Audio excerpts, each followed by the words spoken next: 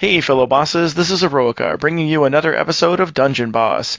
In this episode, I'd like to talk to you about the gems that are available in the Dungeon Boss game and how they may differ from most other freemium games. Now I know, there are some people out there who don't really like to spend money on a game, and I can perfectly understand that. But even if you don't buy gems, you're still going to get them just through the process of progressing through the game. So this video can help you figure out a better way to spend those, and even if you are one of those people who likes to put money into a game, this will really tell you what you're up against when you decide to make that purchase.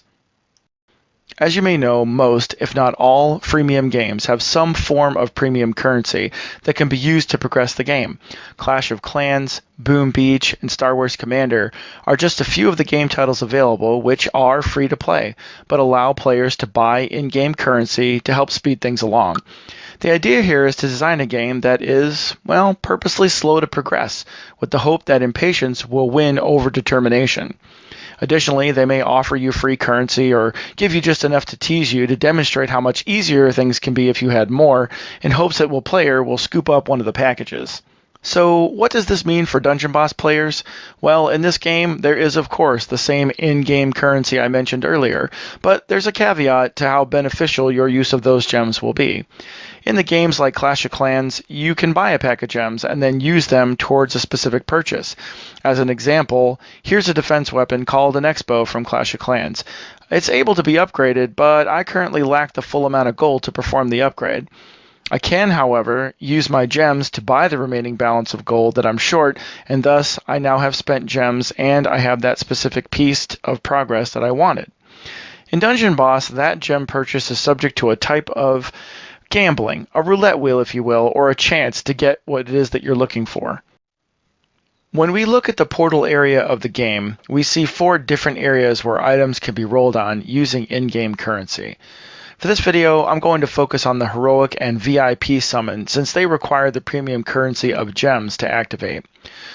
In the Heroic Summon portal, you can spend 300 gems for a chance to get either a pack of tokens or a full unlock for any one of the 13 heroes listed in the loot table, along with other common and rare game items like Evos. However, unlike Clash of Clans, you won't be able to pick a specific upgrade, or in this case, the heroes you get tokens or an unlock for, and you would have to continue to spend gems until you either got what you wanted or you ran out of the currency. One could easily spend thousands of gems in a very short amount of time without ever having received what they were after. The VIP portal system does offer players who have made purchases up to level 5 the ability to make gem rolls for hero tokens or unlocks at the increased cost of 400 gems, but now only has to contend with 4 heroes in the loot table, which rotate every 24 hours. This would put the odds more significantly in the player's favor, but still has the risk of random rolls. So what is the best way to spend your gems? Well, if you're a chance-taking kind of player and you don't mind the thought of possibly losing your precious pile of gems on a series of rolls that may get you tokens or unlocks for heroes you really couldn't care less about, then the portals are better in that the amount of tokens you get from a chest are higher, up to 25 that I've witnessed. This might be a better choice for you when you first start out, as you may want to unlock everything so you can figure out what heroes you really like. However, once you find your main group of heroes, or you just want to 5-star your favorite hero and max it out, trying to find tokens with gem rolls will be frustrating and not as profitable.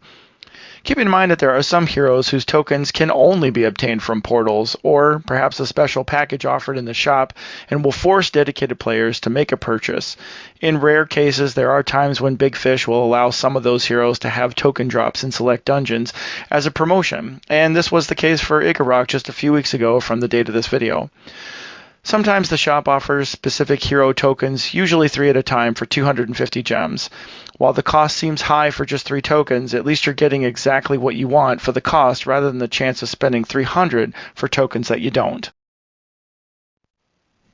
The alternative, for heroes who have tokens within the campaign, is a more conservative approach, where you spend your gems to refresh the dungeon and replay or use your loot key to obtain the token again.